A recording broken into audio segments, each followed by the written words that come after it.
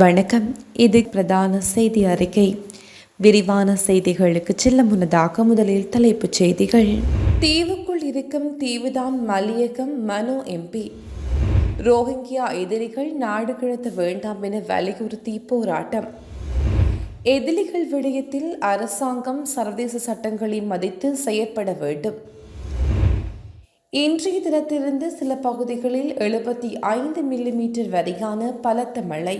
அன்பார்ந்த பார்வையாளர்களே, உங்களுடைய நிறைந்த ஆதரவை வழங்கி எமது யாழ்தேவி சேனலை சப்ஸ்கிரைப் செய்யுங்க. எனினும் இன்னும் எமது சேனலை ஆரம்பித்து 1.5 வருடங்கள் ஆகியும் எமக்கான பார்வையாளர்களின் ஆதரவு குறைவாக உள்ளது. மேலும் எமது சேனலை சப்ஸ்கிரைப் செய்யாமல் 98% பார்வையிட்டு வர்றீங்க. உங்களுடைய ஆதரவு எமக்கு மிகவும் முக்கியமானது. எங்களை ஊக்குவிக்கவும் எமது செய்திகளை தடைகளின்றி உடனுக்குடன் அறிந்து கொள்ளவும் எமது சேனலை சப்ஸ்கிரைப் செய்யுங்க. மேலும் பெல் பட்டன் அழுத்தி எம்மை உற்சாகப்படுத்துங்க.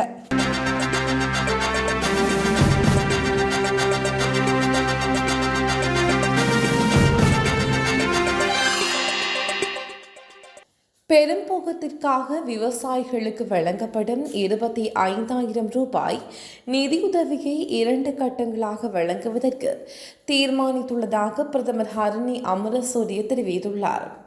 விவசாயிகளுக்கு உரமானியங்களை வழங்கும் அரசாங்கத்தின் திட்டம் தொடர்பில் நாடாளுமன்றத்தில் கருத்து தெரிவிக்கும் போதே அவர் இதனை குறிப்பிட்டுள்ளார். விவசாயிகளுக்கான 25,000 ரூபாய் கொடுப்பனவு 2 கட்டங்களாக வழங்கப்படுகிறது.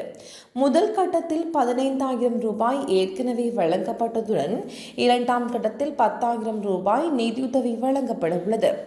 அத்துடன் விவசாயிகளின் உரத்தேவையை பூர்த்தி செய்ய ஒரு நேர்மையான மற்றும் முறையான அமைப்பு செயல்படுத்துவதற்கு அரசாங்கம் நடவடிக்கை எடுத்து வருவதாக பிரதமர் தெரிவித்துள்ளார். நிதியுதவிகளுக்கு மேலதிகமாக அரசாங்கம் தற்போது 25,239.73 மெட்ரிக் டன் பொட்டாசியம் குறியீட்டு உரத்தை இலவசமாக வழங்க திட்டமிட்டுள்ளதாக பிரதமர் ஹலாதி அமரசூரிய தெரிவித்துள்ளார்.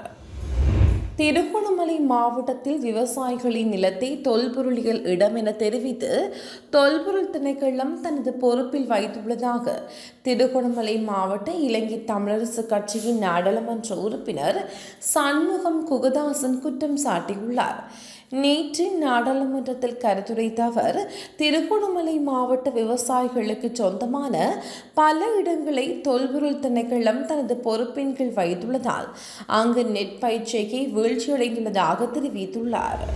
கிளீன் ஸ்ரீலங்கா வேலை திட்டத்தின் கீழ் முச்சக்கர வண்டிகளில் பொருத்தப்பட்டுள்ள உதிரி பாகங்கள் அகற்றப்படுவதால் தாம் கடும் இன்னல்களுக்கு முகம் கொடுத்துள்ளதாக உதிரிப்பாக விற்பனையாளர்கள் தெரிவித்துள்ளனர். நாடளாவிய ரீதியாக முன்னெடுக்கப்படும் கிளீன் ஸ்ரீலங்கா வேலை திட்டத்திற்கு இணையாக நேற்றைய தினம் பேருந்து மற்றும் முச்சக்கர வண்டி என்பன சோதனைக்கு உட்படுத்தப்பட்டது. முச்சக்கர வண்டி மற்றும் பயணிகளின் பேருந்துகள் பொருத்தப்பட்டுள்ள அனர்த்தத்தை ஏற்படுத்தும் அபாய பொருட்களை அகற்றுவதற்காக வழங்கப்பட்ட நிவாரண காலம் 3 மாதத்துக்கு நீடிக்கப்பட்டுள்ளது. அவ்வாறான பின்னணியிலேயே காவல்துறை இந்த சோதனை நடவடிக்கைகளை முன்னெடுத்து வருகின்றது. இலங்கையை பொறுத்தவரையில் மலையகத்தில் வறுமை அதிகரித்துக் கொண்டு செல்வதாக நாடாளுமன்ற உறுப்பினர் மனோ கணேசன் தெரிவித்துள்ளார்.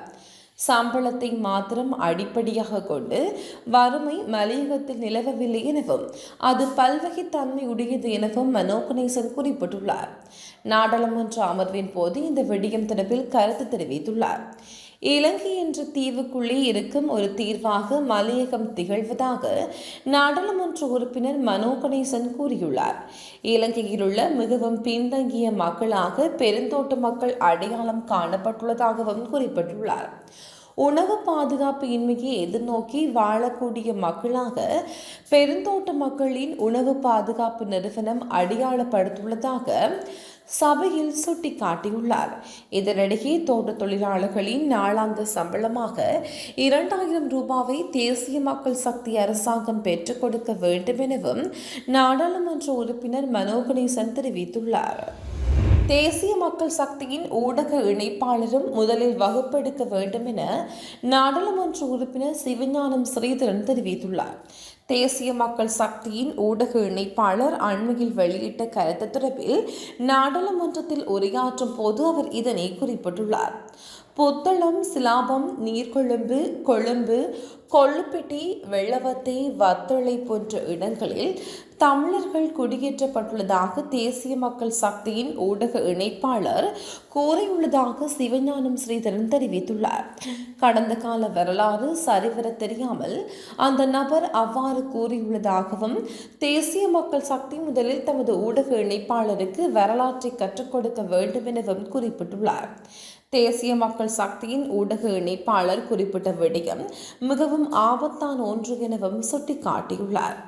1970 1985 ஆண்டுக்கு இடைப்பட்ட காலத்தில் அனுராதபுரத்திலிருந்து 22,000 தமிழ் மக்கள் இரவோடு இரவாக கலைக்கப்பட்டதாகவும் ஸ்ரீதரன் சபையில் நினைவுபடுத்தினார்.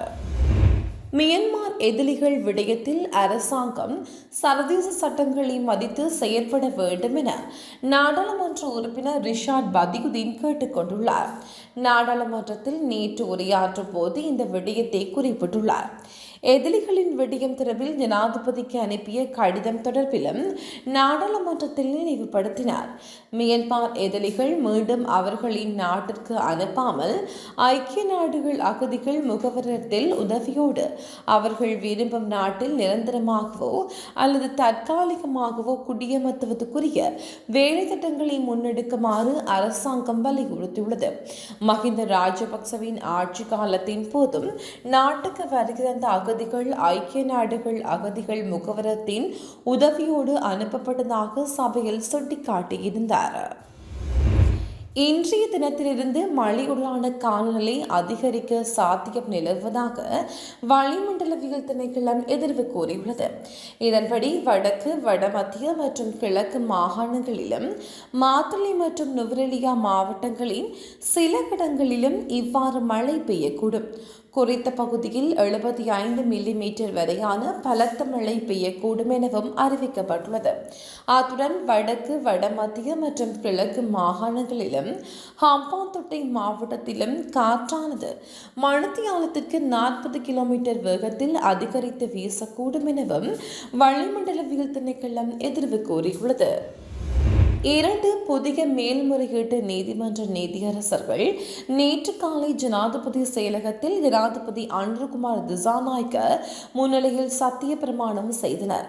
சட்டத்தரணி KMS திசாநாயக்க மற்றும் சட்டத்தரணி RB ஹெட்டிராட்சி ஆகியோர் ஜனாதிபதி முன்னிலையில் சத்திய பிரமாணம் செய்து கொண்டனர்.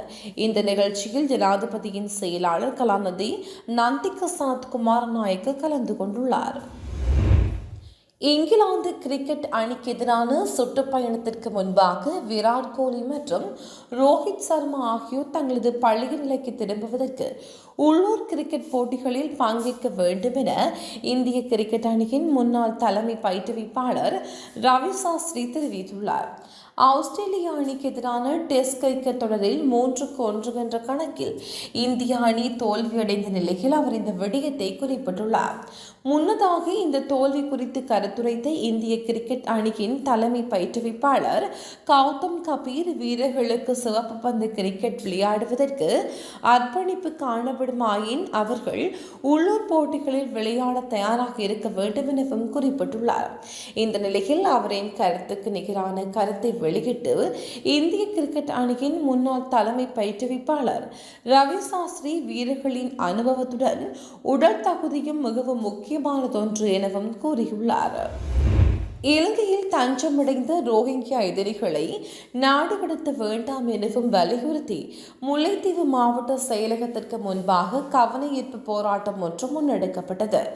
வடக்கு கிழக்கு ஒருங்கிணைப்பு குழுவின் ஏற்பாட்டில் இந்த போராட்டம் ஏற்பட்டுள்ளது. பதாதைகளை தாங்கியவாறு அமைதியான முறையில் இந்த கவன ஈர்ப்பு போராட்டம் முன்னெடுக்கப்பட்டதாக எமது செய்தியாளர் தெரிவித்துள்ளார். ரோஹிங்கியா எதிரிகளை நாடு கடத்த வேண்டாம் எனவும் சர்வதேச மனித உரிமை சட்டங்களை பாதுகாக்க வேண்டும் எனவும் போராட்டங்கள் கோரிக்கை விடுத்தனர். சின்ன சேனலுக்கு எதாக இருந்தாலும் அது கொஞ்சம் ஆதரவு கொடுங்க.